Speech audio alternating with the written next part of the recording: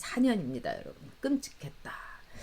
글쎄, 저한테 이 문재인은 정말 제가 자다가도 벌떡 일어날 정도입니다. 저는 문재인 정권이 박근혜 대통령의 탄핵을 통해서 이렇게 이루어졌기 때문에 참 아주 굉장히 심정이 복잡했어요. 그리고 우리 보수가 유능함을 잃었고, 우리 보수는 시스템을 가지고 일을 합니다. 그리고 우리 보수는 법에 있는 대로 살아갑니다. 이 모든 것이 저는 흔들렸다고 보기 때문에 와, 진짜 이 면목이 없다, 이런 생각이 들었어요. 그리고 문재인이 그렇다면은 좌파들이 어떻게 하는지 좀 보자. 어떻게 할 수가 없지 않냐. 물론 저는 문재인 안 찍었어요. 찍을 수가 없죠. 그런 심정은 있었습니다. 그리고 문재인이 노무현의 정말 기가 막힌 이 5년을 겪었기 때문에, 실패를 봤기 때문에 문재인이 노무현보다는 낫지 않을까, 이런 정말 헛된 희망을 갖고 있었어요. 그 모든 것이 다 엎어지고 정말 뒤통수 단단히 맞았습니다. 그래서 제가 문재인이라면 자다가도 벌떡 일어나요. 그리고 문재인은 제가 용서할 수 없는 것은 언론에서도 그렇고 대선 토론 때서도 그렇고, 문재인이 쓴 양정철이 썼죠. 문재인이 쓴 것이 아니라 그리고 두 번째는 그 현모라는 사람이 썼고, 자기가 안 썼어요. 그러면서 꼼꼼히 감순했다 하는데, 저는 문재인이 그런 것도 안 한 사람이라는 생각이 들어요. 문재인은 그냥 얹혔던, 말하자면 오오하고 정말 꽃감에 얹혔던 그들의 일종의 아바타였다. 그리고 문재인은 이 꽃감에 앉혀가지고 그야말로 자기가 대학교 다닐 때에 그 사고 그대로 갖고 있는 게 아닌가, 이런 생각이 듭니다. 저는 여러분도 잘 아시다시피 이 박문진 이사장을 했다가 최강욱이한테 하도 그냥 이 온갖 수모를 당하고 결국은 사임을 한 고용주 변호사가 이런 말을 했죠. 문재인은 공산주의자다. 저는 그 말을 믿지 않았어요.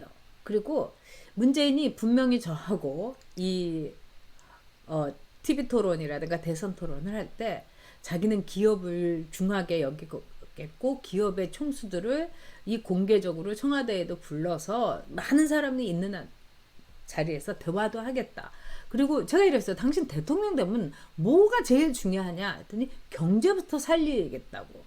저는 설마 문재인이, 그리고 이 나라의 대통령이 되겠다고 한 사람이 이렇게 얼굴색 하나 안 변하고 거짓말 할 거라고는 생각 못했습니다. 문재인은 다 거짓말한 겁니다. 경제는 개뿔. 검찰 잡는 거에만 문재인의 모든 힘을 쏟았죠. 그리고 이 나라의 정말 법치를 흔드는 거죠. 저는 이런 생각이 들어요. 아마 공산주의자들도 문재인을 공산주의자로 치지 않을 겁니다.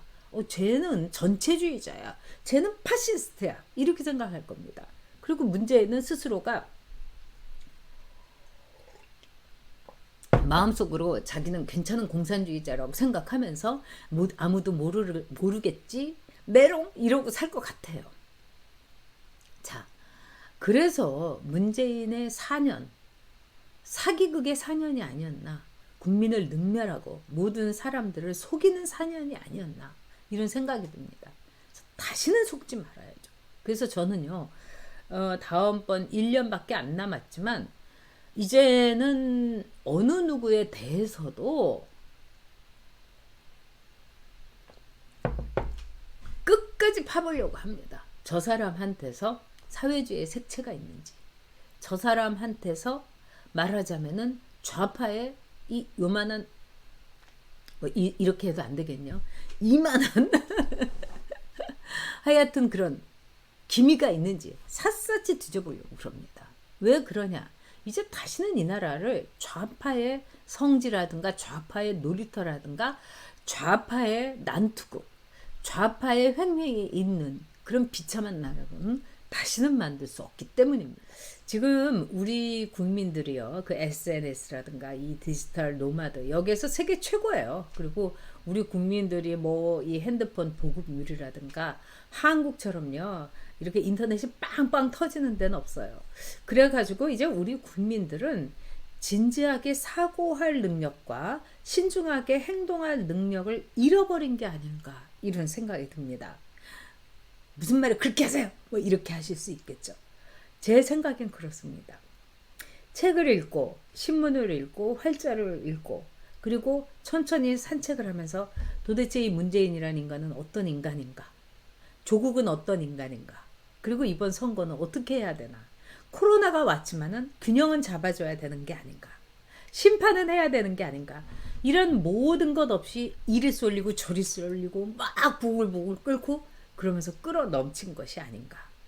그 결과가 문재인 4년의 이 난맥상이 아닌가? 이 쑥대밭이 아닌가? 이런 생각이 듭니다.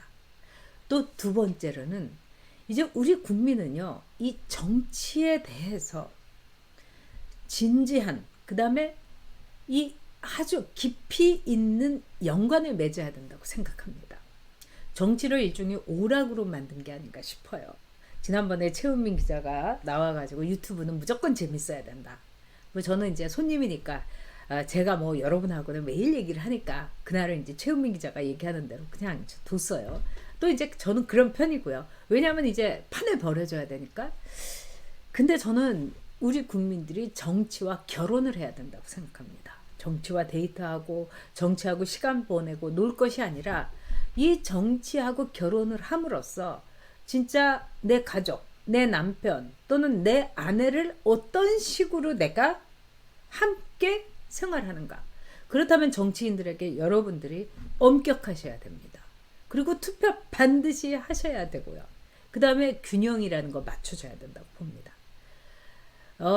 다음 선거에 국민의힘이라는 정당이 있을지 아니면 또 다른 정당과 제3지대의 정당이 있을지 지금으로서는 우리가 알 수가 없고 어떻게 보면 여러분 상당히 독특한 대선을 치를 수도 있습니다. 지금 뭐 1년도 안 남았잖아요. 3월 9일에 2022년 3월 9일에 10달 후에 우리가 선거를 하게 됩니다. 그런데도 지금요 이 상황은 도대체 누가 될지 또 어떻게 될지 캄캄한 거예요.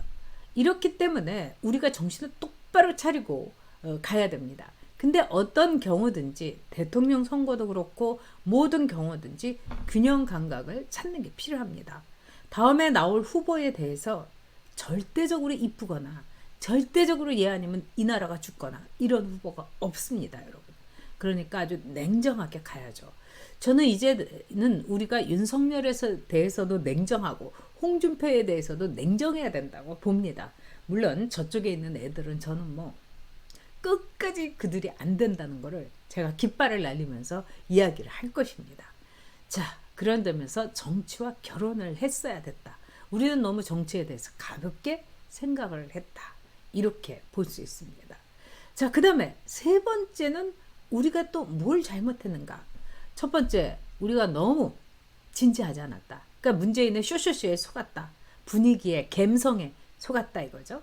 두 번째는 뭐냐? 아까 말씀드린 대로 결혼을 하지 않았다. 너무 우리가 책임이 없었다. 세 번째는 뭐냐? 우리가 스스로 설득을 했어야 된다.